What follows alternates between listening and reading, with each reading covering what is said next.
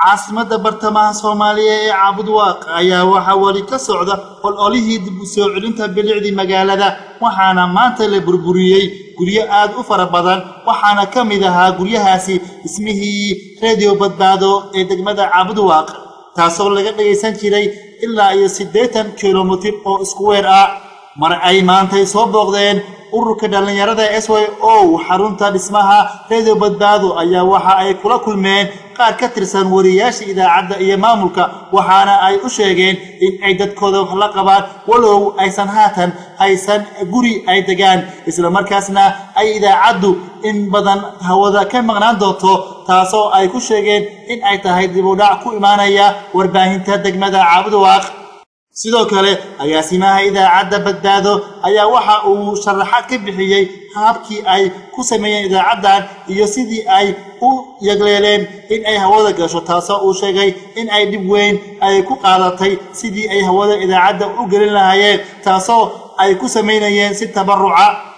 waxaana uu jaaliyada ku dhalatay deegaankan uu ka codsaday in ay mar labaad kala shaqeeyaan sidii ay hawada u gelin lahayd radio badbaado taasoo ay ka bixi jireen barnaamijyo aad u fara badan intii lagu jiray duduminta radio badbaado ayaa waxa soo booqday afhayeenka ururka waxmatarayaasha Cabdirasaaq Tooreeye oo halkaasi asna ka sheegay in ururkiisu ay aad uga xayyihiin burburinta loo geysanayo guryaha ku yaala degmada Caabud Waaq taasoo uu sheegay in ay awal bixiyeen ururkooda wadooyinka waxaana kamid ahaa hadaladii afhayeenka Tooreeye afhayeenka ururka waxmatarayaasha Soomaaliyeed Cabdirasaaq Tooreeye oo saaka hortaagan guryo ururka waxmatarayaasha ay u dhiseen dadka oo la burburinayo halka guryahaas anagu dadka waxba qaban karno laakiin waa cambaaraynayna waxa weeyaan hadda ka hor waa anaga sheegnay in aan ku doorashada ku doonayno jidadka oo la dago waa anaga doorashada ku doonaynay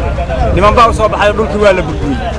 hadda marka dadka waxaan u leenahay alaabtiina meel dhow dhigta ururka waxmatarayaasha jimcida qurmaha ka dhaxayso taageero ka raadsanaya kabacdi haddaan awood soo yeelano annaga meeshin idinku soo celinay raaliha